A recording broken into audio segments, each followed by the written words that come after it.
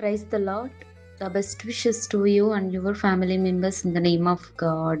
దేవుని నామమునకు మహిమ కలుగును గాక. దేవుని నామం పేరిట మీకును మీ కుటుంబ సభ్యులకును శుభాభివందనములు. ఈరోజు దేవుని వాగ్దానం. Today God's promise. యెహోవా నామము బలమైన దుర్గము. సామెతలు గ్రంథం 18వ అధ్యాయం 10వ వచనం. The name of the lord is a strong.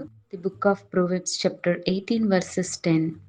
క్రీస్తునందున్న ప్రియమైన సహోదరి సహోదరులారా, ఈ శ్రేష్టమైన ఉదయకాల సమయంలోనూ దేవుడు మన పట్ల తన యొక్క వాగ్దానాన్ని మనము నెరవేర్చాలని, ఆయనను మనము సేవించి ఆరాధించాలి, ఆయన బిడ్డలంగా ఉండాలని, ఆయన యొక్క నామాన్ని మనం ఘనపరిచే వ్యక్తులంగా ఉండాలని దేవుని వాక్యం సెలవిస్తుంది.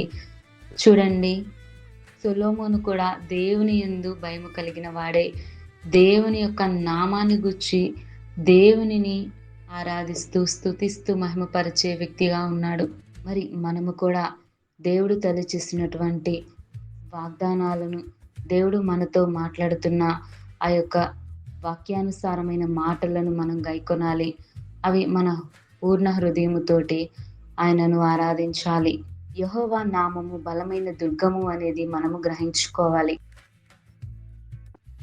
సాతానుపై అధికారం ఇచ్చే బలమైన ఆశ్రయదుర్గమై ఉన్నది మన యేసయ్య నామం. ఎన్ని అడ్డంకులొచ్చినా, ఎన్ని ఇప్పత్తులొచ్చినా వాటన్నిటిని దేవుడు నాశనము చేసి వాటిని ఎదుర్కొని దేవుడు తన యొక్క నామానికి మహిమ తెచ్చుకునే విధముగా దేవుడున్నాడు. దేవుడు ఏది చూస్తూ ఊరుకోడని, ఆయన సమస్తాన్ని చూస్తున్న దేవుడు. కనుక నీ పట్ల నా పట్ల దేవుడి యొక్క ప్రణాళిక నెరవేర్చబడాలి. ఆయన నామాన్ని మనం ఘనపరచాలి.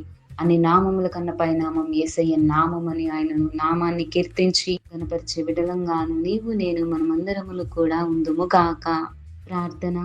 మహాపరిశుద్ధుడైన మా ప్రియ పరలోకపు తండ్రి, నీకెన్నో వందనములు, స్తోత్రములు తండ్రి. ఈ ఉదయకాల సమయంలో మాతో మాట్లాడిన వాగ్దానాన్ని ప్రభువా, నిన్ను ఆరాధించుకోవడానికి, నిన్ను స్తుతించడానికి, నీ నామాన్ని మహిమపరచడానికి, అన్ని నామముల కన్నా పై నామం యేసయ్య నామం, ఆయన నామం బలమైన దుర్గమని నిన్ను ఆరాధించి అట్టి కృప దయచేయండి. నీ బిడ్డలుగా జీవించడానికి కూడా సహాయము దయచేయండి తండ్రి. నీ మనుషులైన వారు నిన్ను మరచిపోతున్నారేమో, కానీ ప్రభువా, నిన్ను గుర్తెరిగి నాయన నీవే నిజమైన దేవుడు అని, నీ నామం ఎంతో ఘనమైనదని ప్రతి ఒక్కరూ నమ్మి విశ్వసించే అట్టి కృపా కాపుదల మాకు నీ వాక్యం వింటున్న వారికి దయచేయమని యేసయ్య నామమున వేడుకొనుచున్నాను తండ్రి. ఆమేన్.